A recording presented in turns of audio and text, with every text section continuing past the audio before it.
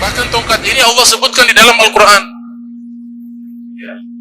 Dikatakan, wa ma biyaminika ya Musa. Apa yang ada di tangan kananmu ya Musa? Qala hiya asoya. Ini tongkatku ya Allah, kata Nabi Musa. Jadi Allah sebut di dalam Al-Quran, dialog antara Allah dengan Nabi Musa menceritakan tongkatnya Nabi Musa, asoya. Bahasa Arabnya aso, jamannya isiyun, pluralnya isiyun. Di tongkatnya Nabi Musa di situ ada tulisan berupa nasihat. Tulisan yang pertama, ada 4 tulisan. Yang pertama bertuliskan, al-alim alladhi lam ya'mal bi'ilmihi fahuwa wa iblisu sawa'un. Orang yang berilmu tapi tidak mengamalkan ilmunya, maka dia dan iblis sama, sawa'un.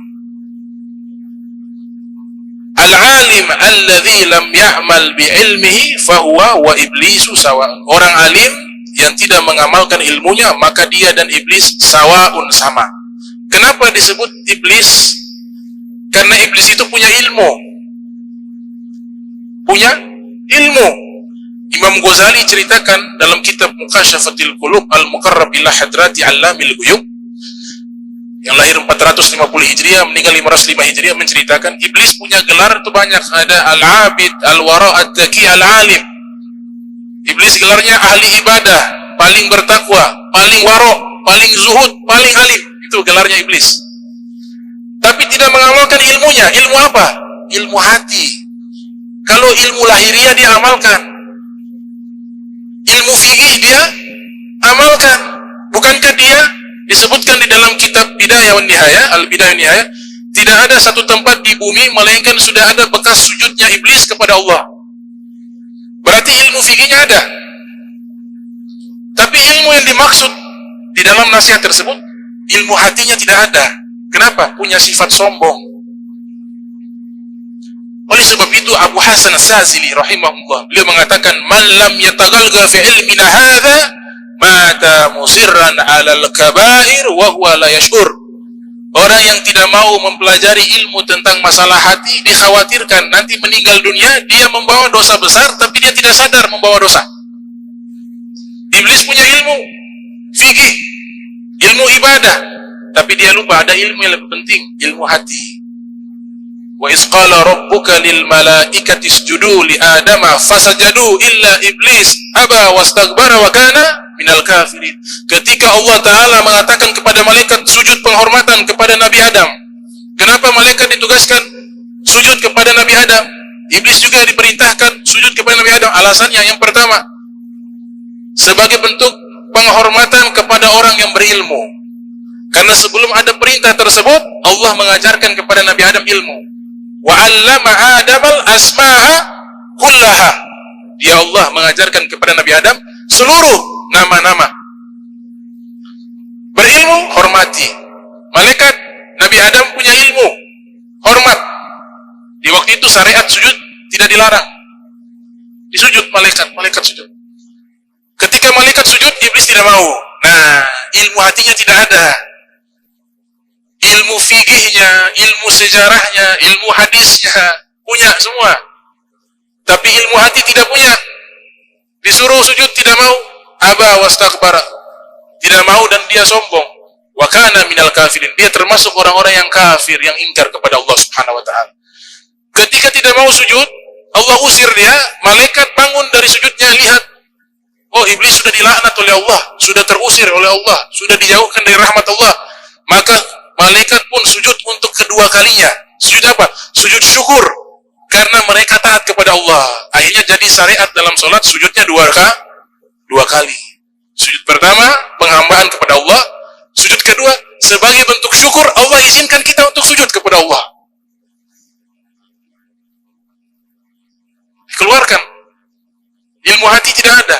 Makanya hati ini disebutkan inna sam'a wal basara wal fuada ya kana ulaika anhum mas'ula.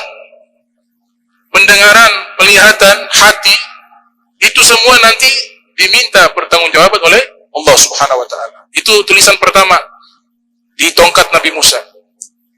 Tulisan kedua di tongkatnya Nabi Musa, al-ghaniyu alladhi la yunfik malahu fi sabilillah fahuwa wa qarunu sawa. Orang kaya raya yang tidak mau mengeluarkan hartanya di jalan Allah Subhanahu wa taala, maka dia dan Qarun sama. Qarun kan kaya raya. Itu ulama tafsir Abu Ja'far Muhammad ibnu Jarir At-Tabari menceritakan, saking kayanya Qarun, beliau punya gudang penuh dengan emas. Yang luar biasa, Allah sebutkan unta 70 ekor, dalam riwayat lain orang-orang dewasa 70 orang memikul kunci gudangnya yang begitu banyak tidak kuat. Itu kayaknya seperti apa itu? Dia punya kunci saja tidak kuat, bukan dia punya gudang. Gudangnya berisikan emas, saking banyaknya gudangnya, kuncinya kan jadi banyak. Nah, kuncinya sebanyak itu 70 orang pikul tidak kuat. Baru dia punya kunci. Makanya setiap kali kalau ada harta ditemukan di tanah, mereka sebut harta Qarun. Padahal itu dari Qarun. Padahal Qarunnya di Mesir. Hartanya digali di Ternate, harta Qarun. Qarunnya di Mesir, di Ternate bilang harta Qarun. Sama, Qarun itu bakhil. Gak mau mengeluarkan harta di dalam kebaikan. Yang ketiga, al-imam alladhi lam ya'dil fi ra'iyatihi fahuwa wa fir'aunu sawa. Pemimpin yang tidak berlaku baik dan adil kepada rakyatnya, maka dia dan Fir'aun sama. Itu di tongkat Nabi Musa. Kenapa Fir'aun zalim? Zalim kepada siapa? Kepada rakyatnya. Bahkan membuat undang-undang. Undang-undang, kalau ada anak laki-laki dari keturunan Bani Israel yang lahir, dibunuh. Setiap ada anak laki-laki yang lahir, dibunuh. Karena takut kekuasaannya hilang. Padahal tanpa dengan undang-undang sekalipun, kekuasaan itu siapapun dia akan mati, akan hilang. Kekuasaan yang abadi itu hanya dari Allah Subhanahu wa taala. Tu'ti mulka man tasha wa tanzi'u mulka mimman tasha. Dia berikan kerajaan kepada siapapun yang Allah kehendaki, dan Allah bisa mencabut dengan begitu cepat kepada siapapun yang Ia kehendaki. Ini negeri transit. Dunia ini transit sementara. Jangan terlalu buat sibuk pikiran dan hati terhadap dunia. Walaupun ini keadaan apapun. Orang sibuk dengan politik, jangan kita sibukkan. Doakan saja. Mereka lagi mengejar hal yang begitu hina. Imam Ali mengatakan, dunia itu seperti bangkai anjing. Imam Ali mengatakan, dunia itu seperti bangkai anjing yang saling bunuh untuk mengejar kekuasaan, sama seperti orang yang mengejar bangkai anjing. Sudah berhasil saling bunuh, dapatnya bangkai. Sudah bangkai, najis lagi anjing. Artinya apa? Imam Ali mengatakan, dunia ini harganya murah, tidak ada harga. Negeri yang ada di alam jagat raya ini semuanya kecil, tapi negeri yang agung itu adalah setelah matinya kita, akhirat. Itu yang harus kita sibukkan. Kerjakan yang lebih mulia, tinggalkan yang sia-sia. Akhirat itu lebih mahal. Surganya Allah itu lebih mahal, lebih baik, lebih indah, lebih menyenangkan. Ridhonya Allah lebih mahal daripada ridhonya siapapun makhluk yang ada di dunia ini. Kebersamaan dengan Nabi Muhammad SAW adalah sesuatu yang paling mahal, yang paling mulia, yang paling agung. Sibukkan diri kita bagaimana setiap hari agar kita makin dekat kepada Allah, makin dekat dengan Nabi Muhammad SAW. Itu sibuknya.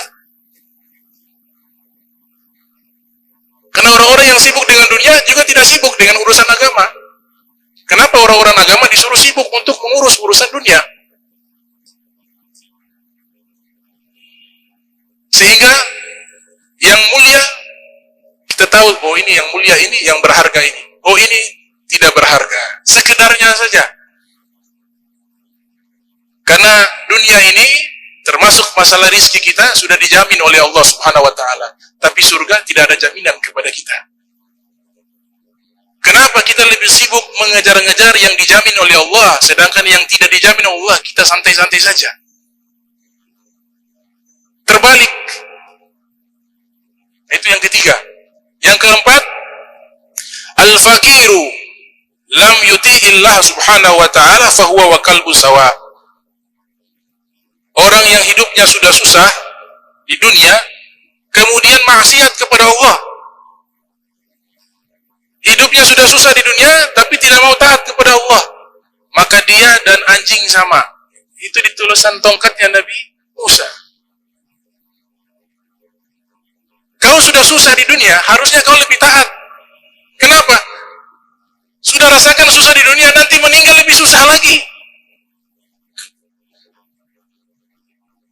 Kesusahan di dunia, nanti ketika sudah meninggal, itu semua lenyap. Imam Haddad mengatakan, dunia dipermalukan oleh kematian. Sebanyak-banyaknya masalah di dunia, dia akan hilang dengan kematian. Tapi masalah yang sesungguhnya bukan di dunia. Masalah yang sesungguhnya setelah wafatnya kita. Apakah kita pernah memikirkan di dalam kuburan kita, bagaimana kita sendirian di sana? Apakah kita bisa memikirkan perjalanan di Sirat 3000 tahun? 3000 tahun menyeberangi jembatan Sirat, hidup di dunia. Nabi katakan, a'maru ummati ma baina sittin aw sab'in. Rata-rata umur umatku kisaran 60 sampai 70. Untuk menyeberangi jembatan Sirat saja 3000 tahun. Berapa persen dari umur kita? Lam yalbasu illa asyatan aw duhaha. Dalam Al-Quran Allah Ta'ala berfirman, manusia yang hidup di dunia itu hanya hidup di waktu sore sampai waktu duha saja.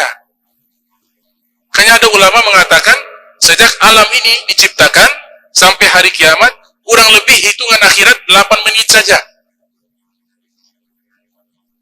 Allah ciptakan alam semesta ini, dan nanti Allah hancurkan alam semesta ini. Itu ukuran akhirat, waktu akhirat, itu hanya 8 menit. Begitu singkat, begitu sesaat. Jadi mudah-mudahan ini nasihat di tongkatnya Nabi Musa bisa menjadi mau'izah hasanah, nasihat yang baik bagi masing-masing pribadi, sehingga setiap umur yang dia lalui setiap harinya, detik ke menit, menit ke jam, jam ke hari, hari ke minggu, minggu ke bulan, bulan ke tahun, setiap perjalanan waktu itu dia makin baik, dia makin taat kepada Allah, makin dekat kepada Allah, makin cinta kepada Allah, makin cinta kepada Nabi Muhammad sallallahu alaihi wasallam. Almar'u ma'aman ahab, karena seseorang nanti dikumpulkan dengan orang yang ia cinta. Ia cinta kepada Nabi Muhammad sallallahu alaihi wasallam, insya Allah bisa berkumpul dengan Nabi Muhammad sallallahu alaihi wasallam.